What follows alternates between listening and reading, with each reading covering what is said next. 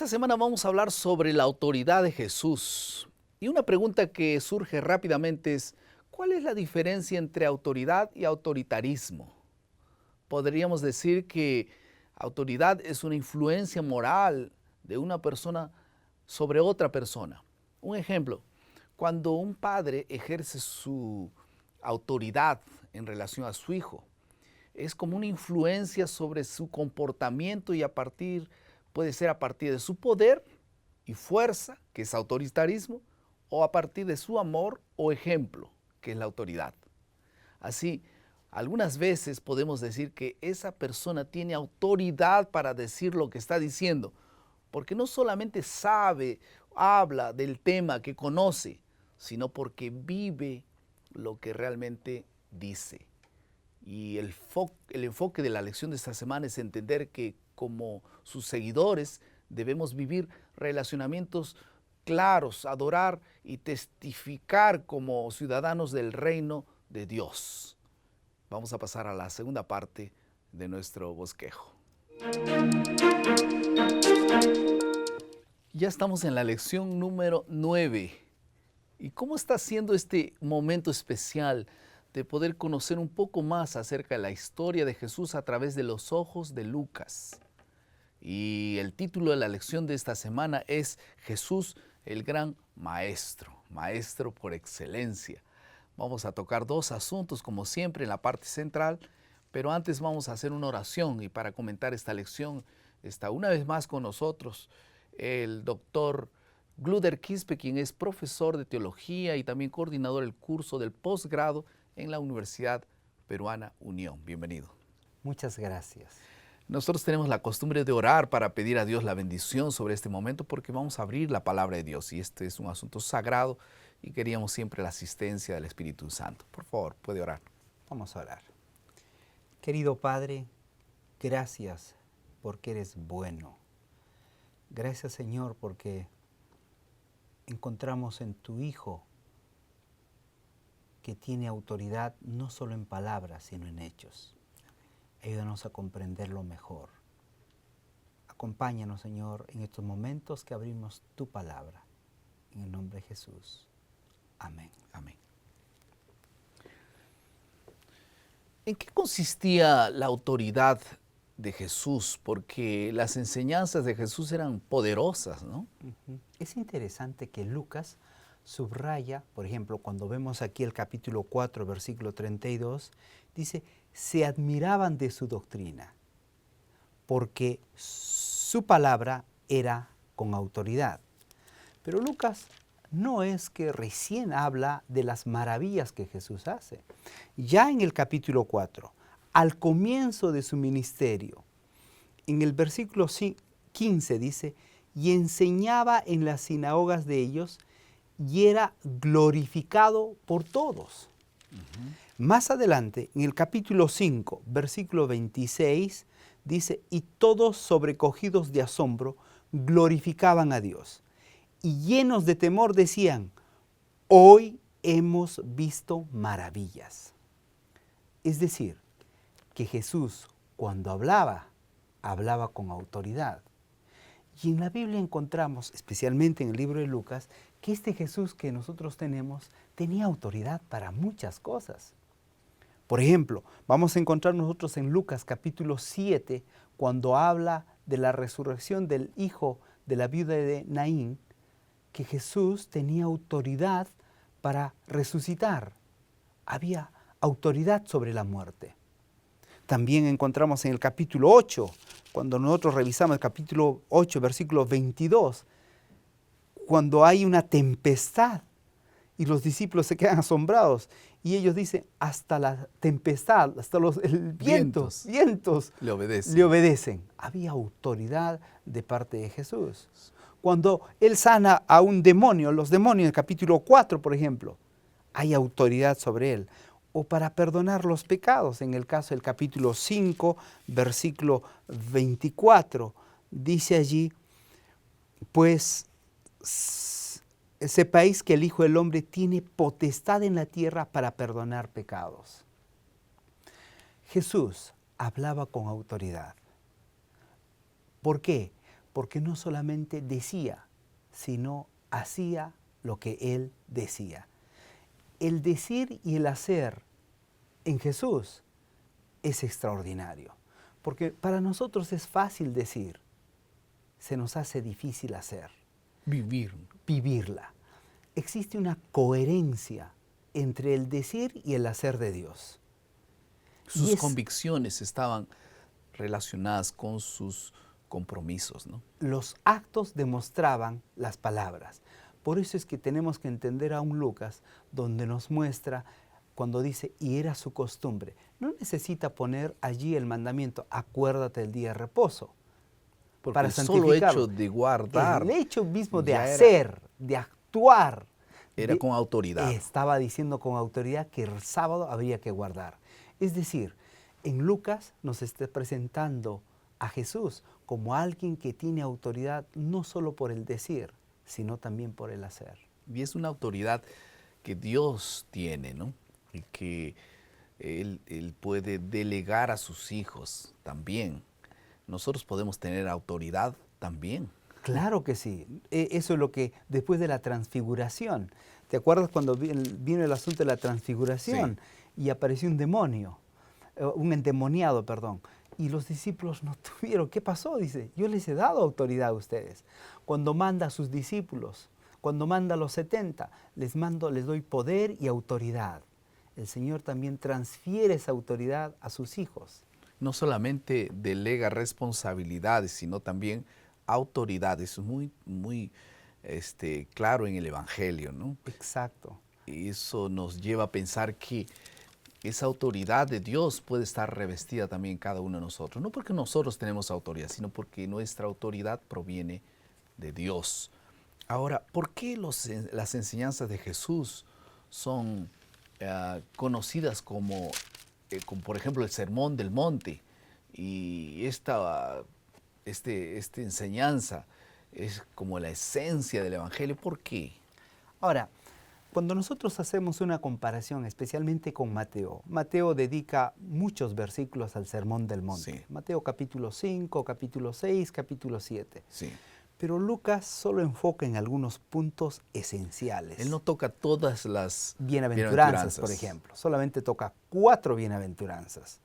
Y solo toca ahí mismo, pegado allí, otras 4 ayes, ¿no?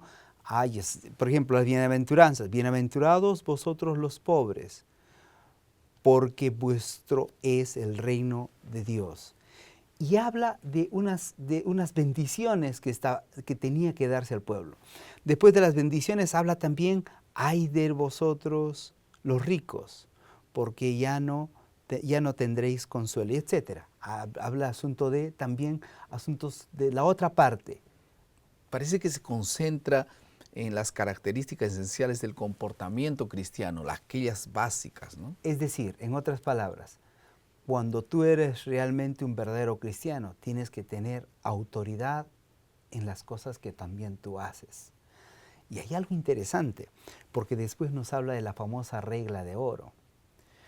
La regla de oro, mirando las naciones alrededor, era no hagas a otros como a ti no quieres, no hagas a otros lo que a ti no te gustaría que hagan. Estoy resumiéndolo, parafraseándolo.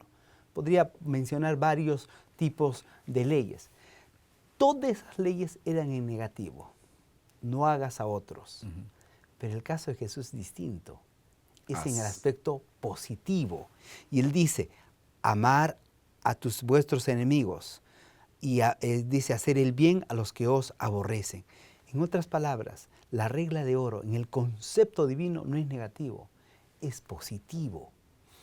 Tenemos que hacer las cosas que a ti te gustaría que hagan. A mí me sorprende mucho el título de la lección esta semana que dice que Jesús era el maestro por excelencia, el maestro de los maestros. El propósito de la enseñanza de Jesús no era que ellos tuviesen los conceptos claros, no era que ellos supiesen algunas cosas relacionadas al reino de los cielos. Parece que aprendizaje no es apenas conocimiento que yo tengo en mi corazón, es cambio, adquisición de comportamientos, ¿no? Por eso es que el mensaje del Sermón de la Montaña, que que está ligado a esto. Entonces, nadie puede decir, yo aprendí a nadar si apenas resiste una aula teórica. El propósito de la enseñanza de Jesús es mucho más allá de que saber algo de Él. Es que tú puedas cambiar completamente tus comportamientos y tus acciones, como dijo el pastor, tengan realmente una ligación con tus emociones. Es decir, tanto el hacer como el pensar por su buena voluntad. Por eso él narra la historia del buen samaritano. Y la historia del buen samaritano es una historia práctica, donde presenta a un sacerdote, un levita, ¿verdad? Y a un samaritano. Y ese es el segundo tema, ¿no? Esa es la segunda parte. Y él muestra allí el amor, ¿no? La ¿En qué correcta consiste autoridad. el amor? Es la correcta autoridad. Porque uno no puede tener autoridad si no acciona. Tú puedes meter mucha teoría, puedes conocer bien la Biblia, los 66 libros de la Biblia.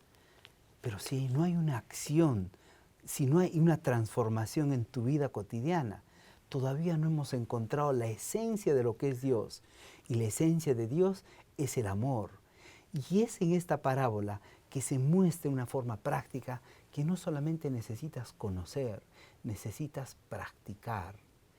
Ahora, el propósito de la parábola del buen samaritano, algunos confunden que es para que nosotros tengamos acciones buenas con los que sufren, etcétera, pero realmente no es el propósito, porque la pregunta que aquel hombre, intérprete de la ley, hizo a Jesús, estaba dirigida a un asunto claro. ¿Qué debo hacer para ser salvo? Exacto, para Entonces, heredar la vida eterna. La vida eterna. Entonces, la pregunta era, la respuesta de Jesús tenía que ver con salvación, no con acciones buenas apenas. Las acciones buenas son parte de la vida cristiana, pero el propósito final es la salvación.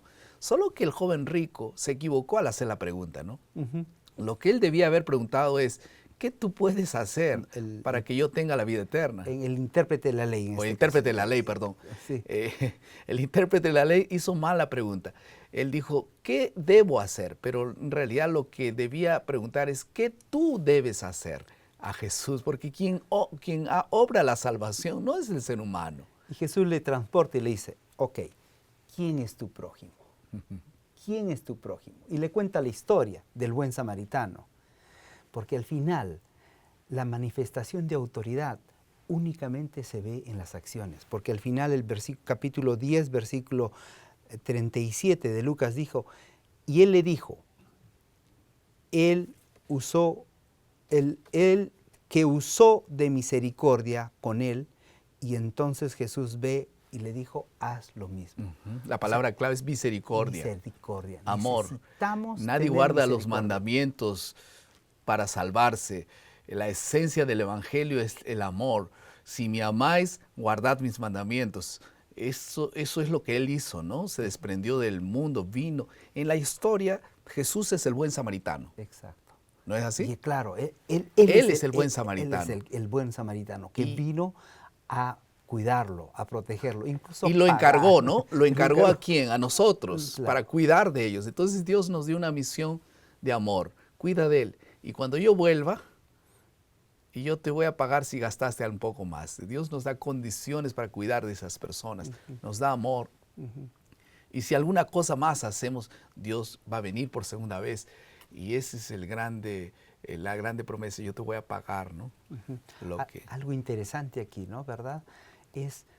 Vuelvo a subrayar, Cristo, la única manera que nosotros podamos tener autoridad es accionando. No puede haber algún cristiano que diga ser cristiano si no actúa. No es cristiano aquel que no actúa, porque todavía no ha conocido la dimensión de lo que significa amor. El amor producirá, ese amor vertical producirá un amor horizontal con nuestros prójimos. Tenemos que orar para que Dios nos dé mucho amor por los demás. Vamos a pasar ahora a escuchar la palabra del autor. El poder por atrás de las enseñanzas de Jesús es el poder de la persona que habla. Es importante que recordemos eso. Tú lees los evangelios y esa es la interrogante de sus enemigos, de sus amigos, de Pilato y de todo el mundo. Ningún otro hombre hablaba de Jesús. Pero, ¿por qué? ¿Quieres decir que no puedes encontrar buenas enseñanzas en Sócrates o otros filósofos o quizá en otras religiones? O tal vez con algunas otras personas que puedan ser correctas. Buenas enseñanzas pueden ser encontradas. No obstante, la persona por detrás de las enseñanzas, aquella que ama, que se importa, aquella que se mira y que mira dentro de tu alma y habla contigo, solo Jesús lo puede hacer. Entonces, el poder de la palabra del Jesús es moral, es ético, espiritual y absolutamente santo. Se importa con quien escucha sus enseñanzas. Esto es lo que toma las enseñanzas de Jesús poderosas. Sus enseñanzas son únicas, no hay duda. Quien alguna vez dio su propia vida como un sacrificio para perdonar los pecados de otras personas. ¿Qué otra persona hizo esto? Solo Jesús. En toda la historia fue el único que hizo eso. Entonces, eso es lo que hace las enseñanzas de Jesús tan singulares y poderosas. En la historia del buen samaritano, Jesús ofreció una descripción perfecta de sí mismo y de su misión. El hombre fue herido, despojado, arruinado por todos aquellos salteadores, y podría significar claramente aquellos que son representantes del diablo y el propio Satanás luchando para destruir la criatura humana. Y así fue dejado para morir. Y el Salvador vino y tuvo compasión de nosotros, y estando nosotros desamparados, Jesús dejó su gloria para venir a este mundo, para socorrernos. Y entonces Él cuidó de todas nuestras heridas. Y Él hizo lo siguiente: Él colocó en las manos de nosotros y nos dio una misión: cuida de Él. En cuanto yo vuelva, te voy a pagar lo que Él gastó. Qué acto de misericordia. Murió para rescatarnos, mostrando su propio ejemplo. Y dice a sus seguidores: esto yo os mando, que os améis unos a los otros, como yo os he amado. Y este es el mensaje que Dios quiere que apliquemos a nuestro corazón también. ¿Alguna otra aplicación? Cuando estuvo ya arrestado, los sacerdotes y los escribas, en el capítulo 20 de Lucas, versículo 2, le preguntaron a Jesús: ¿con qué autoridad haces estas cosas? ¿Quién es el que te ha dado esta autoridad? Probablemente hay muchas cosas que el mundo nos puede preguntar. ¿Por qué somos cristianos? Jesús no respondió nada, porque sus acciones respondían. Ojalá nuestras acciones respondan que somos cristianos, porque es la mejor manera de predicar el Evangelio. Amén. Vamos a pasar a la última parte de nuestro bosquejo, que es la creatividad. El hospedaje representa la iglesia y el que hospeda cada uno de nosotros. Jesús dio una misión clara: cuida de Él. Dios nos dio una persona o dos para cuidar en cuanto estuviésemos en esta vida. Y siempre habrá personas a nuestro alrededor para cuidarlas. Somos un pueblo llamado para cuidar de aquellos que sufren los ataques del diablo. ¿Quién va a cuidar a aquellos que están a tu alrededor? ¿Quién va a llevarlos para ser curadas sus heridas en los pies de Jesús? Spurgeon escribió: si tú no tienes ningún deseo de llevar a otros para el cielo, tal vez es porque tú mismo no estás yendo para allá. Que Dios te dé ese gozo y esa alegría de poder llevar y cuidar de las personas a quienes con amor Jesús, por quienes con amor Jesús murió. Que Dios te bendiga. Vamos a practicar esto en esta semana. Querido Padre, bendice tu palabra. Que en esta semana nosotros podamos cumplir tu misión, cuidar personas con mucho amor. En el nombre de Jesús.